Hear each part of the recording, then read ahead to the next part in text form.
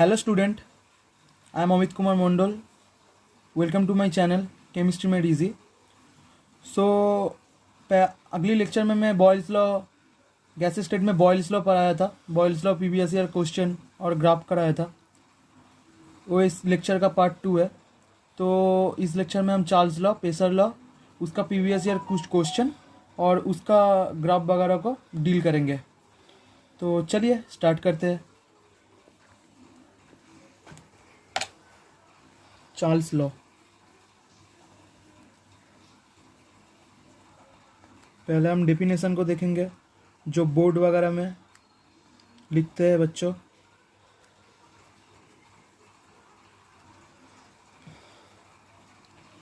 The volume occupied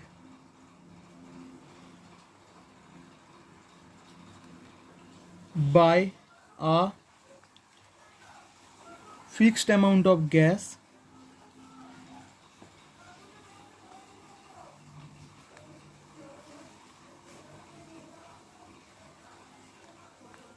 is directly proportional to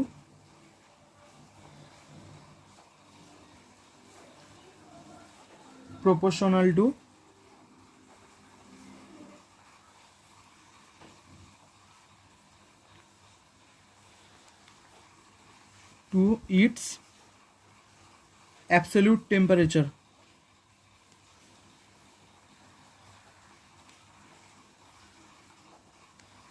at constant pressure and मोल भी constant है. ठीक है बच्चों.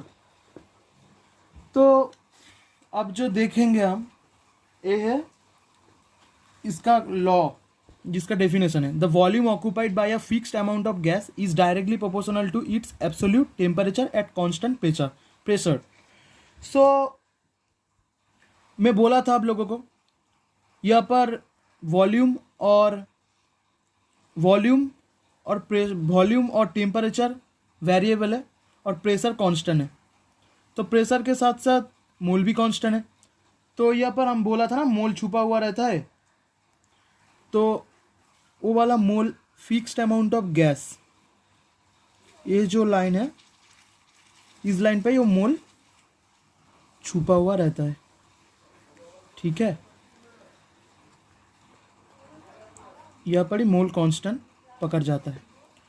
तो अब मैं आपको बोला था सारे लॉ में 4 चीज़ होता है: pressure, volume, number of mole and temperature.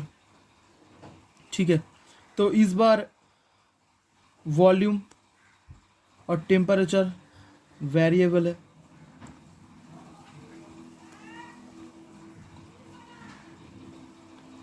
And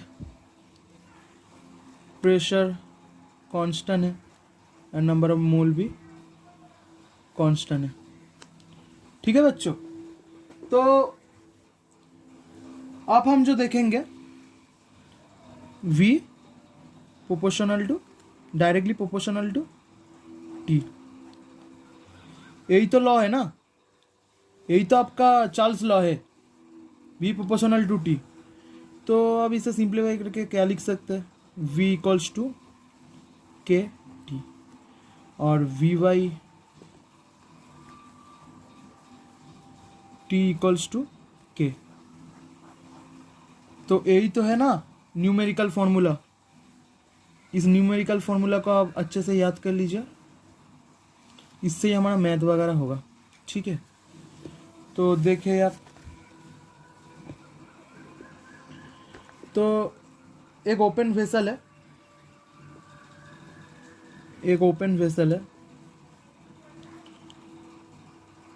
जिस ओपन वेसल में बहुत सारा मॉलिक्यूल रहता है.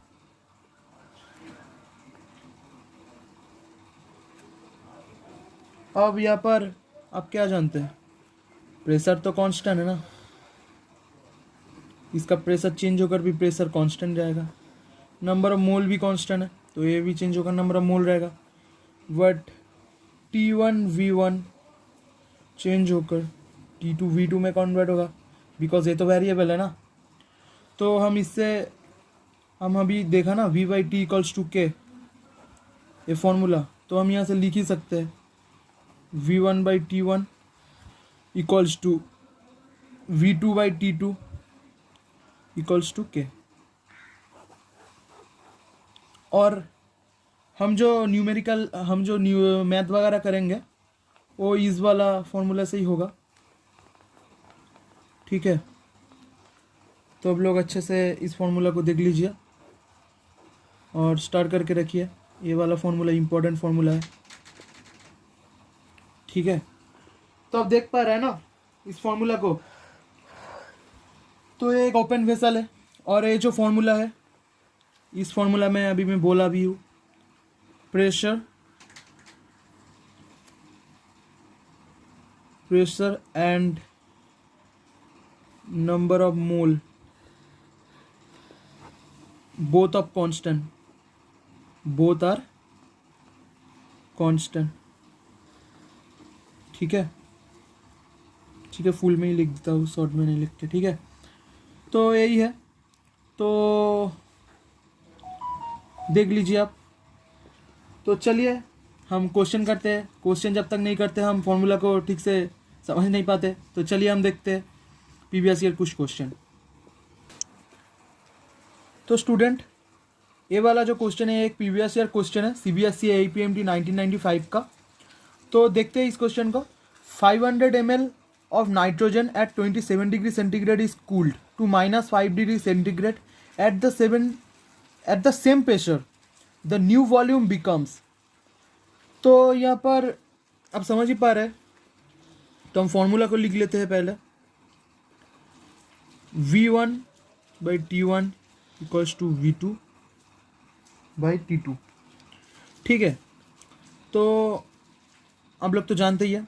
तो यहाँ पर वॉल्यूम 500 दिया हुआ है v1, और 27 डिग्री सेंटीग्रेड को हम केल्विन में जब लिखेंगे तब 300 केल्विन हो जाएगा।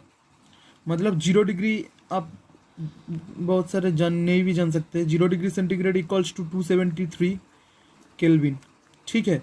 तो इसके साथ 1 डिग्री सेंटीग्रेड भी हो तो 273 + 1 इक्वल्स टू 274 केल्विन हो जाता है, ठीक है। तो 27 + 273 आप इक्वल करके 300 केल्विन ही मिलेगा। मैं डायरेक्ट यहाँ पर लिख चुका हूँ। और v2 को हमें निकालने के लिए बोला है द न्यू वॉल्यूम बिकम्स, और -5 डिग्री सेंटीग्रेड, तो 273 से -5 करते तो 268 निकालते हो। v2 268, ठीक है बच्चों। तो v2 के वैल्यू हम निकालते हैं। v2 equals to 500 × 268/300 divided by, ठीक है। तो 0 0 कट चुका हूँ, 0 0 कट चुका हूँ, और 3 से इसको काटता हूँ, 3 8 3 9, ठीक है, 3 3 3 3, ठीक है। तो आप कट कर देख लीजिएगा, इसे डिवाइडेड करके यही निकलेगा। तो v2 इक्वल्स टू 5 × 89.33। तो मैं मुंह से ही करता हूँ मल्टीपल। 5 × 3 5, 1 रह जाता है,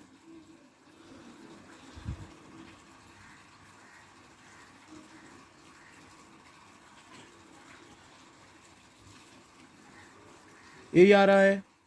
तो अब मल्टीपल करके देख लीजिएगा। मैं मुंह से ही कर चुका हूँ, डायरेक्ट कर चुका हूँ मैं। तो ये वाला आंसर तो नहीं मिल रहा है, ये वाला आंसर भी नहीं मिल रहा है, ये वाला नहीं। ये 446.65 अप्रॉक्सीमेटली सही है, ठीक है। अप्रॉक्सीमेट नहीं, सही है आंसर, ठीक है। तो अब मैं इस आंसर को निकल चुका हूँ, अब देख पा रहे हो। तो ये वाला आंसर करेक्ट है। तो मैथ बहुत इजी है, फॉर्मूला में फेलते ही मैथ हो जाता है। तो आप लोग देख लीजिए अच्छे से, तो टेंशन मत करिए, अच्छे से देखते रहिए और प्रॉब्लम को सॉल्व करते जाइए और समझते जाइए। और नेक्स्ट वाला प्रॉब्लम देखते हैं हम, प्रीवियस ईयर वाला। तो स्टूडेंट, ये वाला जो क्वेश्चन है ये भी एक प्रीवियस ईयर क्वेश्चन है, ये CBSE IPMT 1989 में आया था। तो देखते हैं हम। Pressure remaining the same, the volume of a given mass of an ideal gas increases for every degree centigrade rise in temperature by definite fraction of its volume at. तो यहाँ पर वॉल्यूम क्वेश्चन किया जा रहा है। तो पहला जो बात है, इस क्वेश्चन को करने के लिए पहले हमें एक नोट करना पड़ेगा एक चीज़। अब लोग नोट कर लीजिए एक चीज़। नोट यही है, 1 डिग्री सेंटीग्रेड टेम्परेचर के लिए कितना चेंज होता है, ठीक है। 1 डिग्री सेंटीग्रेड टेम्परेचर में चेंज होता है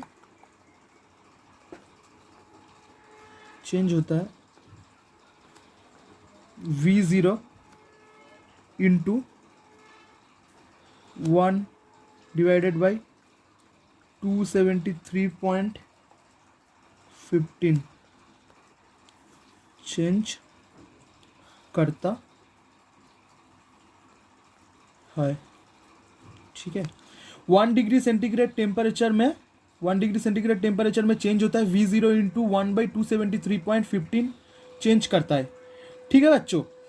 तो जो मैं बता रहा हूँ, ये जो V0 है ना, ये V0 को 0 डिग्री सेंटीग्रेड से डिनोट किया जाता है, ठीक है। तो हम यहाँ लिखेंगे where V0 equals to volume of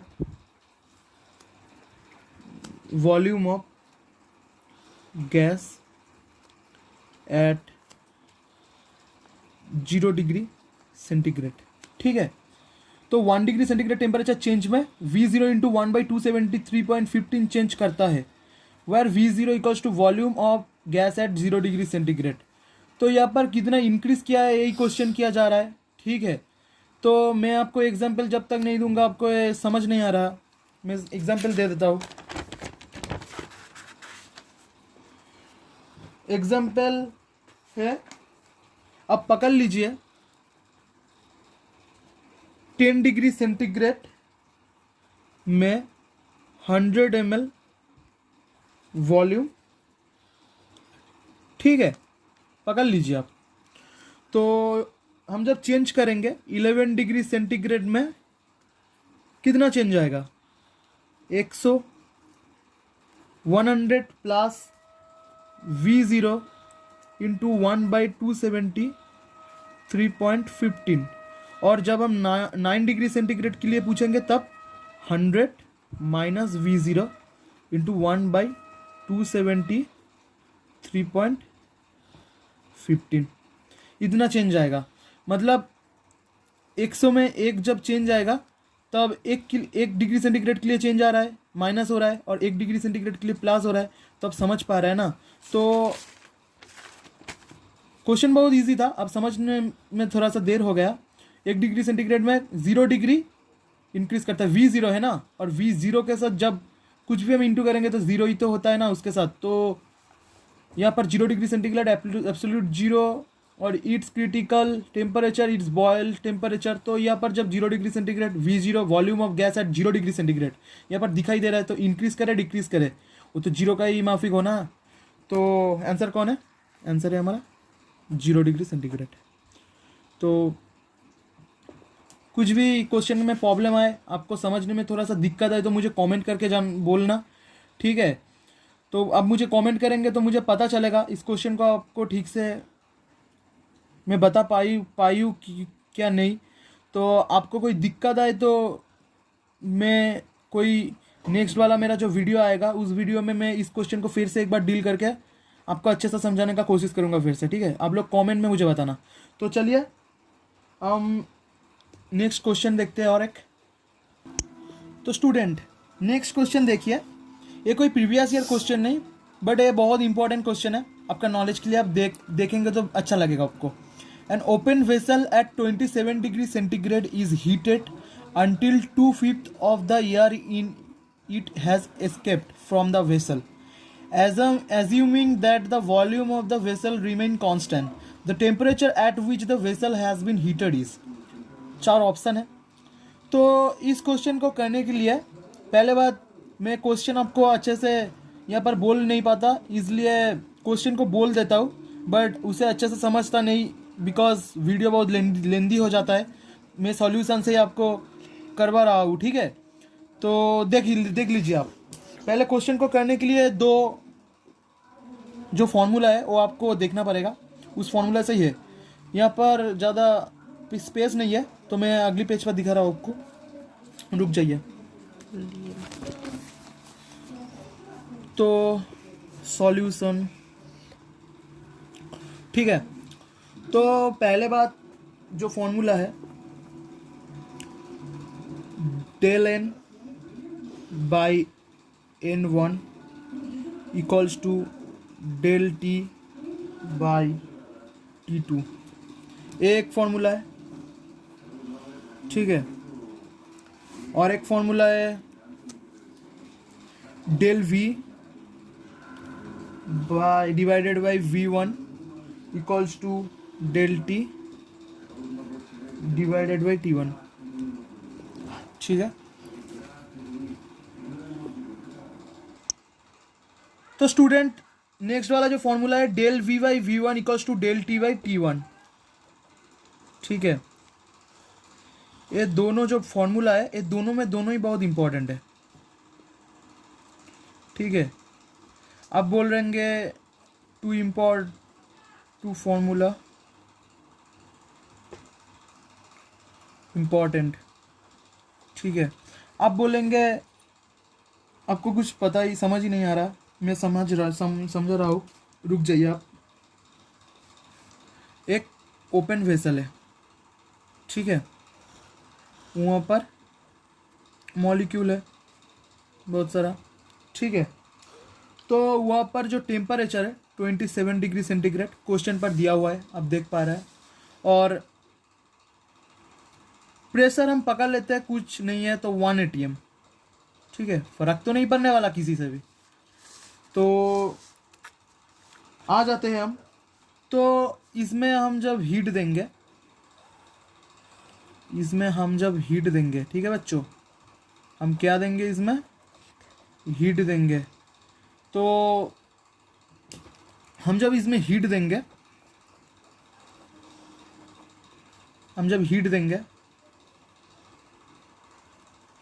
तो मॉलिक्यूल इधर से निकलता रहेगा, देखिए आप, मॉलिक्यूल ऐसा निकलता रहेगा ना।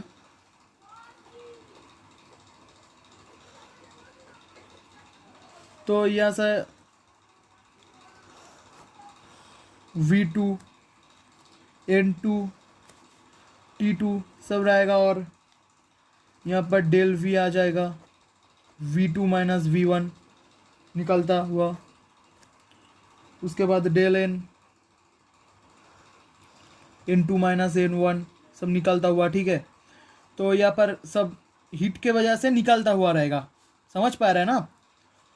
तो चलिए हम आप क्वेश्चन को डील करते, तो समझा दिया मैंने। तो सॉल्यूशन जो है, तो पहले बात तो है क्वेश्चन में जो बोला दे रहा जा रहा है, हम कौन सा वाला चूज़ करेंगे फॉर्मूला, ये वाला फॉर्मूला। पहले बात तो अब देख लीजिए डेल एन, पहले बात तो अब देख लीजिए डेल एन बाई N1, इसे क्या कहा जाता है, fraction of air expelled out, ठीक है बच्चों।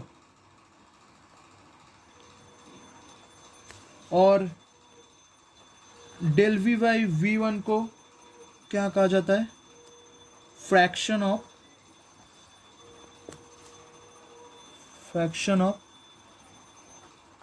Volume of air expelled out, ठीक है बच्चा। Fraction of air expelled out, fraction of volume air expelled out, ठीक है। तो अब हम फॉर्मूला को लिखेंगे,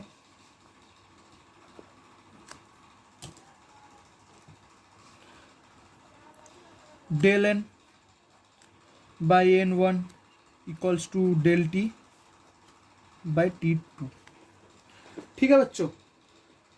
तो यहाँ पर हम एक चीज़ दिखा कर रखते हैं, del T equals to T2 minus T1।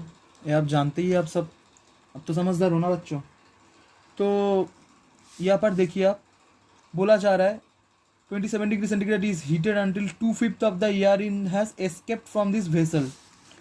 तो यहाँ पर डेल एन बाई N1 तो बोला ही दिया है 2/5 इक्वल्स टू डेल टी को हम डिवाइड कर लेते हैं, T2 माइनस T1 बोला दे रहा है 27 डिग्री सेंटीग्रेड, तो यहाँ से हम 300 लिख लेते हैं और T2 तो क्वेश्चन मार्क है। तो बच्चों यहाँ तक देख लीजिए, मैं अगले पेज में करता हूँ डायरेक्ट। तो 2/5 equals to T2 minus 300 by T2। तो अब देखिए, T2 इधर आता है तो 2T2 हो जाता है, इधर आता है तो 5T2 हो जाता है, और 5 माइनस 0 1500 हो जाता है। ठीक है, तो अब क्या होता है, 2T2 इधर आकर 2T2 इधर आकर माइनस 5T2 आ जाता है, और इधर माइनस 1500 रहता है। ठीक है बच्चों, तो 2T2 कट कर माइनस 3T2 आ जाता है इक्वल्स टू माइनस 1500। तो माइनस माइनस कट गया है, T2 इक्वल्स टू, और 3 से 15 कट कर 5 आ जाता है, तो T2 इक्वल्स टू 500। तो केल्विन में आता है, हम केल्विन में ही डील कर रहे थे क्वेश्चन को। तो T2 इक्वल्स टू 500 केल्विन। तो आंसर चेक कर लेते हैं, सेंटीग्रेड केल्विन और इधर ही है 500 केल्विन, तो यही आंसर है। तो क्वेश्चन तो हम डील कर लिया, अब देख पा रहे हैं, पॉज करके देख लीजिएगा। तो हम ग्राफ को डील करते हैं, चलिए। तो बच्चों चार्ल्स लॉ का जो ग्राफ है ना, तो हम बॉयल्स लॉ का ग्राफ को जो जैसा आइसोथर्मल ग्राफ कहते थे, तो चार्ल्स लॉ का ग्राफ को हम आइसोबेरिक ग्राफ कहेंगे। क्या कहेंगे बच्चों? आइसोबेरिक ग्राफ कहेंगे। चार्ल्स लॉ का जो क्वेश्चन आ जाता है शॉर्ट क्वेश्चन में बोर्ड में, चार्ल्स लॉ का जो ग्राफ है उसको आइसोबेरिक ग्राफ बोला जाता है। बच्चों अच्छे से समझो तुम लोग, मैं जो बोलता जा रहा हूँ वो अच्छे से आप देखिए, वही हो जाएगा।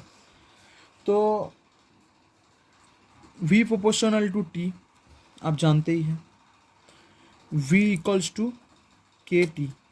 तो V है Y, A है M और A है X। तो Y is equal to MX में ग्राफिकल जो कंडीशन था वहाँ पर ही मैं फॉर्मूला को, स्ट्रेट लाइन का फॉर्मूला को आपको दिखाया था। Y is equal to MX का फॉर्मूला में क्या ग्राफ कैसा आता है, तो ये Y एक्सिस X एक्सिस आप लोग जानते ही बच्चों। पहले बात, A V और A तो T है, और Y is equal to MX का जो ग्राफ होता है वो ऐसा जाता है, स्ट्रेट जाता है। ठीक है बच्चों, तो स्ट्रेट जाता है। तो बच्चों हम क्या जानते हैं, V by T equals to K। इस K को तो हम स्लोप बोलते हैं ना बच्चों, जो ग्राफिकल क्वेश्चन होता है हमारा। और हम जानते हैं PV is equal to nRT। ये आइडियल गैस इक्वेशन है, ये तो अलग चीज़ है और ए भी अलग चीज़ है। तो PV is equal to nRT को हम V बाई T का फॉर्म में जब लिखेंगे, तो ये V बाई T का फॉर्म में आने के बाद nR बाई P हो जाएगा। ठीक है, equals to K equals to क्या है बच्चों, स्लोप है। बच्चों क्या समझ आ रहा है, K इक्वल्स टू स्लोप है। तो V बाई T का फॉर्म में जब लिखा स्लोप, और PV is equal to nRT, V by T equals to nR by P equals to K slope है। तो पकड़ लीजिए n और R कॉन्स्टेंट है, तो V by T proportional to 1 by P। तो पहले बात है, V जितना इंक्रीज करेगा बच्चों, V जितना इंक्रीज करेगा P उतना डिक्रीज करेगा, T जितना इंक्रीज करेगा P उतना इंक्रीज करेगा। ठीक है बच्चों, तो चले आइए हम क्वेश्चन को डील करते हैं। तो बच्चों इस वाले क्वेश्चन को हम डील करते हैं। तो हम क्या पढ़े थे, V by T equals to K कौन है, स्लोप है। PV is equal to nRT से हम जो फॉर्मूला निकाले थे, V by T equals to nR by P। ठीक है बच्चों, तो slope equals to nR by P, यही तो मेन वाला बात है।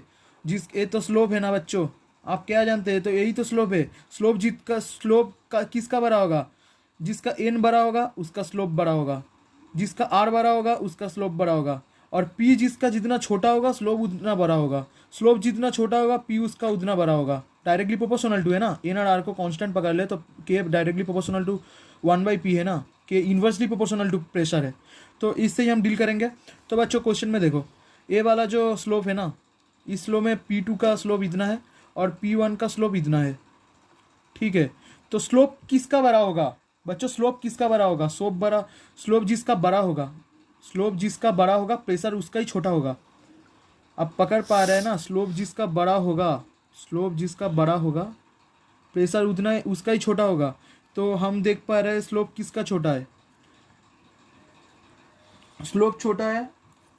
स्लोप छोटा किसका है बच्चों? बोलो, आप लोग बोलो। P1 का स्लोप बड़ा है ना, P1 का तो स्लोप बड़ा है, तो P1 का प्रेशर छोटा होगा।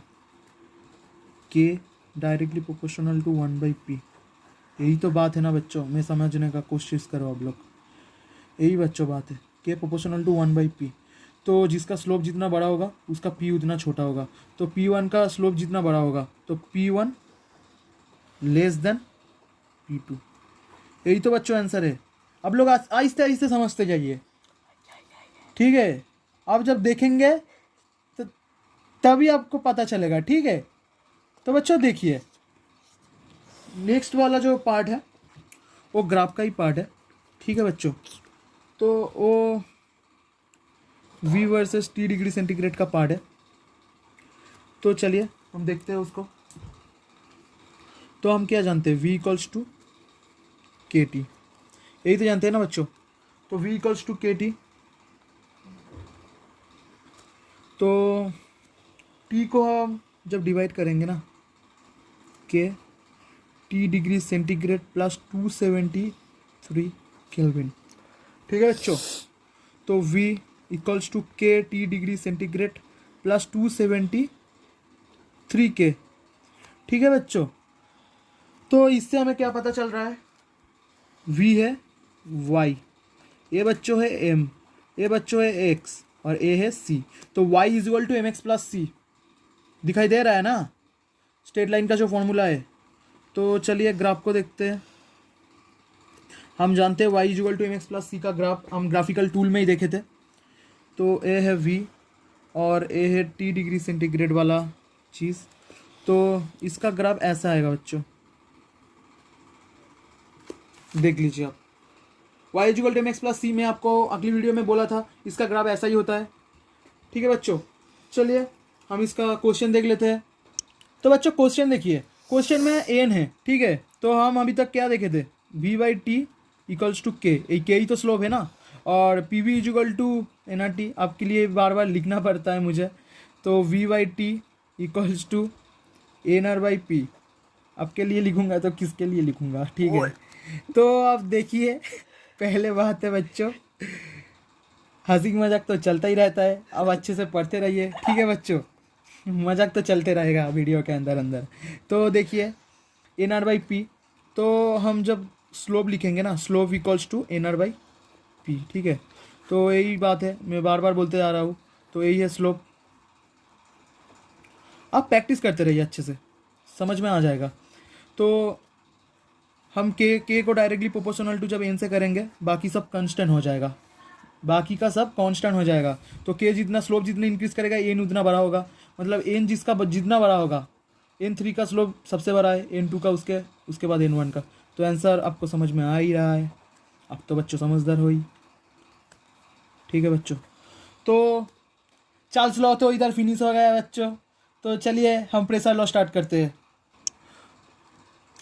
तो बच्चों चलिए, तो प्रेशर लॉ हम स्टार्ट करते हैं, ठीक है। तो प्रेशर लॉ में हम क्या देखेंगे? The pressure of fixed amount of gas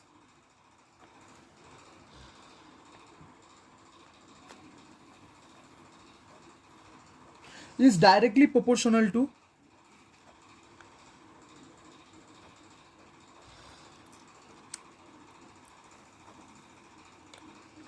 proportional to its absolute temperature.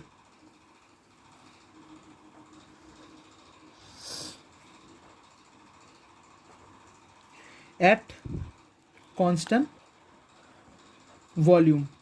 इस बार वॉल्यूम कांस्टेंट रहेगा और नंबर ऑफ मोल तो कांस्टेंट रहेगा ही। तो मैं तो आपको फिर से बोल रहा हूँ, फिक्स्ड अमाउंट ऑफ गैस, ये वाला जो पार्ट है ना, यही आपका नंबर ऑफ मोल कांस्टेंट है। ठीक है, छुपा हुआ रहता है नंबर ऑफ मोल, आप तो जानते ही है बच्चों। तो मैं आपको जो बोलता हूँ, pressure, volume, number of mole and temperature, 4 चीज़ रहते हैं। इसमें 2 वेरिएबल रहता है, 2 कांस्टेंट रहता है। तो इस बार वॉल्यूम कांस्टेंट है और नंबर ऑफ मोल कांस्टेंट है सब बार के तरफ, और प्रेशर एंड टेम्परेचर वेरिएबल है। ठीक है बच्चों, तो P प्रोपोर्शनल टू T, यही तो फॉर्मूला है। At constant number of mole and volume. ठीक है बच्चों, तो इसको हम सिंप्लीफाई करते हैं। P इक्वल्स टू KT, तो इससे P/T इक्वल्स टू K, यही वाला तो फॉर्मूला हमारा मैथ के लिए इम्पॉर्टेंट है, न्यूमेरिकल के लिए। ठीक है बच्चों, अब अच्छे से देख लीजिए। तो हम एक वेसल को ये करते हैं, दिखाते हैं, उसमें बहुत सारे मॉलिक्यूल भी है। ठीक है बच्चों, तो वहाँ पर P1 T1 आप जानते ही है, ये तो वेरिएबल चीज़ है, इसलिए ये चेंज होता रहेगा। ठीक है बच्चों, ये चेंज होता रहेगा। तो इसमें हम एक चीज़ जान लेते हैं, प्रेशर लॉ में जब टेम्परेचर हम बढ़ाएंगे तब काइनेटिक एनर्जी भी अपना आप बढ़ जाएगा। जब काइनेटिक एनर्जी अपना आप बढ़ जाएगा तब कॉलिजन भी अपना आप बढ़ जाएगा, और जब कॉलिजन अपना बढ़ जाएगा तब प्रेशर अपना आप बढ़ जाएगा।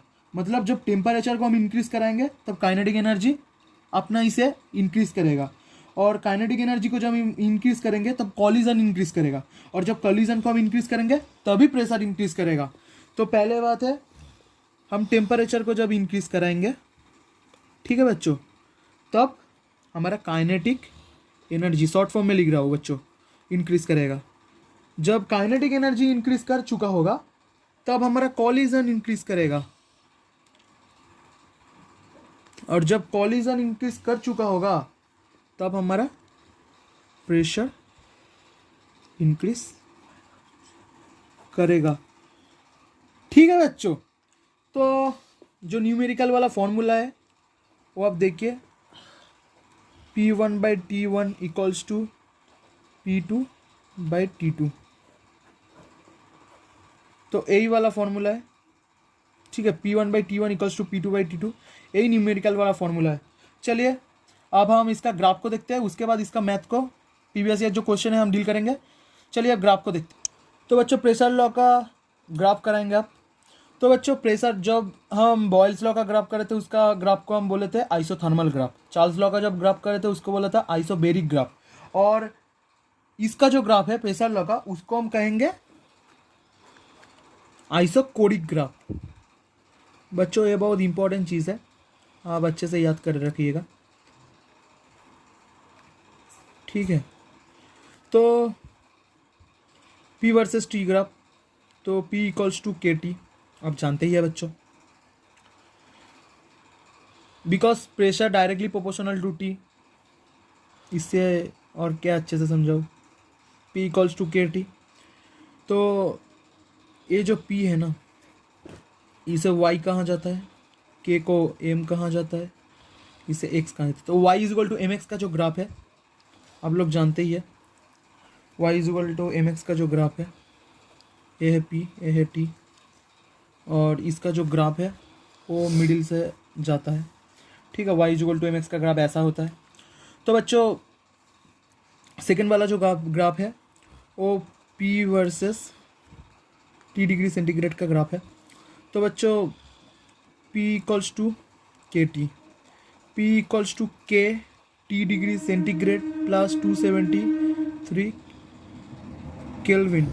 ठीक है बच्चों, केल्विन तो 273, ठीक है। जो वी वर्सेस जो वी प्रोपोर्शनल टू टी वाला चार्ल्स लॉ में जो ग्राफ किया था वही वाला ग्राफ है, आप जस्ट देखते रहिए। टी डिग्री सेंटीग्रेड प्लस 273 के, इधर हम जब पी को डील करते हैं इसे वाई कहते हैं, इसे एम कहते हैं, इसे एक्स कहते हैं और इसे सी कहते हैं। तो Y is equal to M X plus C आ रहा है ना बच्चों, Y is equal to M X plus C आ रहा है ना, जो मैं ग्राफ बोला था। तो देखिए सारे चीज़ इजी है, समझते जाइए। सब बोलते हैं ना केमिस्ट्री इजी नहीं है, मैथ से करते रहिएगा केमिस्ट्री को, तो केमिस्ट्री बच्चों बहुत इजी है।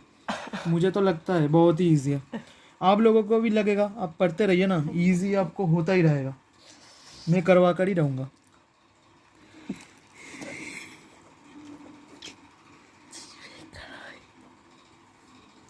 तो बच्चों अब देखिए y equal to M X plus C का ग्राफ ऐसा होता है। ग्राफिकल फॉर्म में क्वेश्चन आएगा, नन ऑफ दिस बोलेगा, 3 क्वेश्चन देगा, 2 गलत होगा 1 राइट होगा, टिक मारेंगे, 4 मार्क्स लेकर चला जाएंगे नीट पर।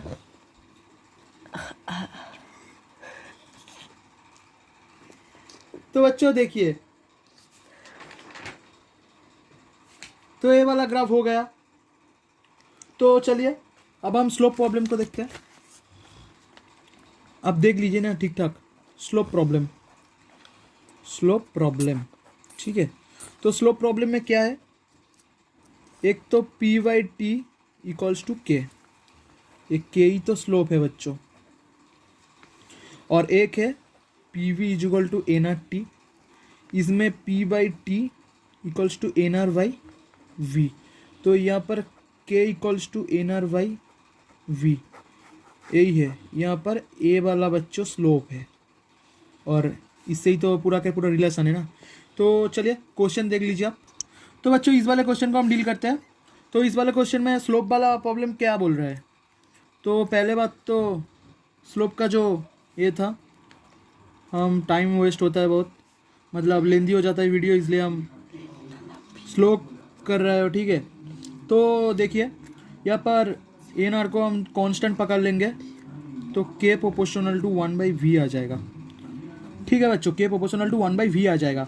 तो के प्रोपोर्शनल टू 1/v जब आ जाएगा तब हम क्या कहेंगे, स्लोप जितना इंक्रीज करेगा उसका v उतना कम होगा, मतलब इसका स्लोप जितना है, इसका स्लोप तो उससे बड़ा है ना, v1 का स्लोप बड़ा है v2 से, तो जिसका स्लोप जितना बड़ा होगा वो उतना छोटा होगा।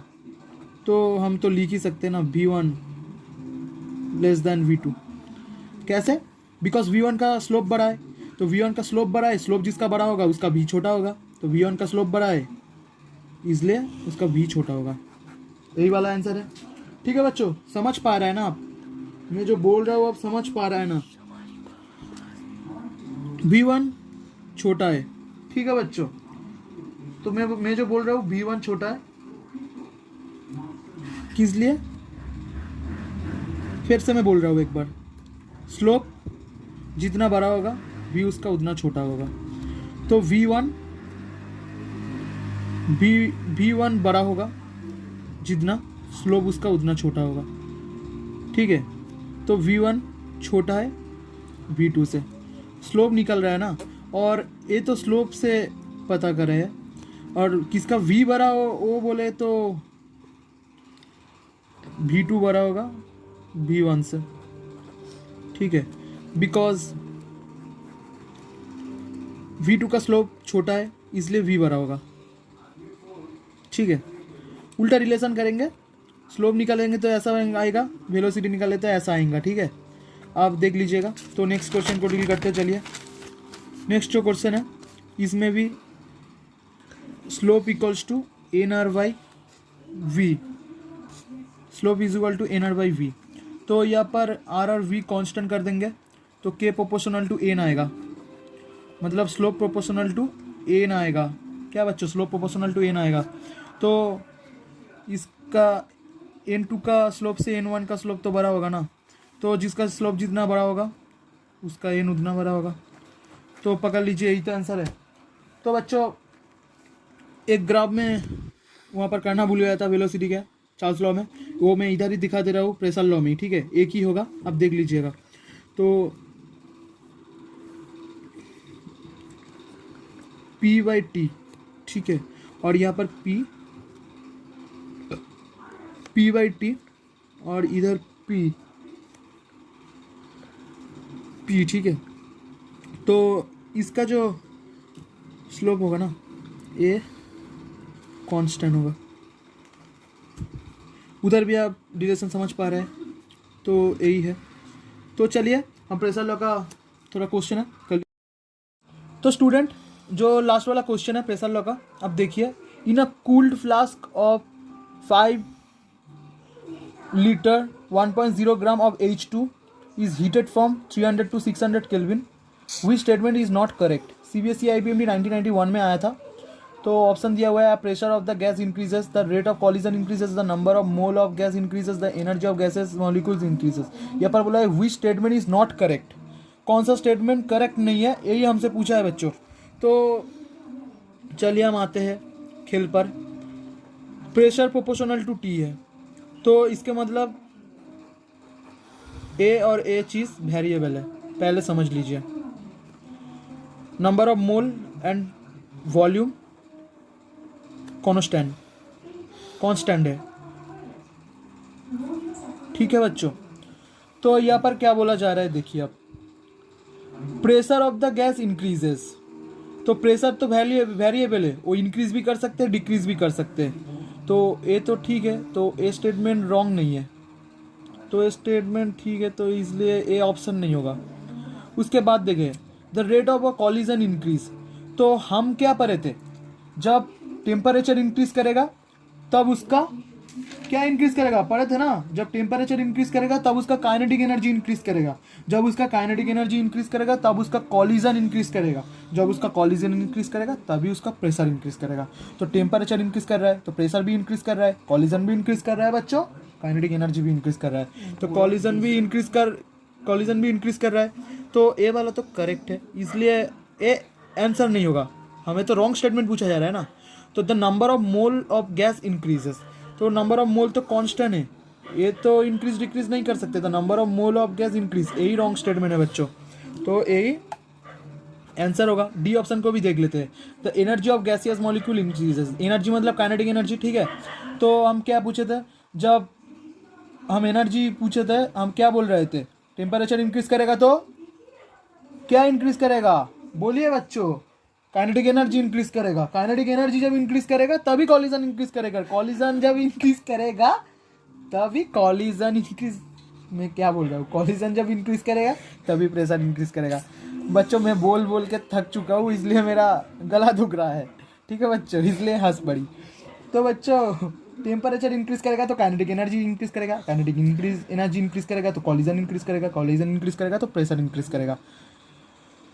बच्चों गला दुख गया है मेरा। तो बच्चों एनर्जी इंक्रीज कर रहा है तो ए भी करेक्ट है, सो ए तो नहीं होगा ऑप्शन, तो ऑप्शन रॉन्ग बोला था ना, तो ए ही होगा। तो बच्चों आज के लिए इतना, तो हम इसका जो डे 3 का जो लेक्चर होगा उसमें हम देखेंगे क्या डील करेंगे, आइडियल इक्वेशन वगैरह देखते हैं क्या डील कर सकते हैं। तो बच्चों आप लोग पढ़ते रहिए, मैं एक ही बात बताऊंगा, आप लोग मुझसे कुछ गलती हो बैठे, आप समझ नहीं पाते तो मुझे को कमेंट कीजिए, मुझे बताइए, जो भैया आपको मुझे ये समझ नहीं आ रहा, आप मुझे बताएंगे तो मुझे पता चलेगा ना, तो इसलिए। तो बच्चों आप प्रिपरेशन करते रहिए, अच्छे से पढ़ते रहिए, ऑल द वेरी बेस्ट।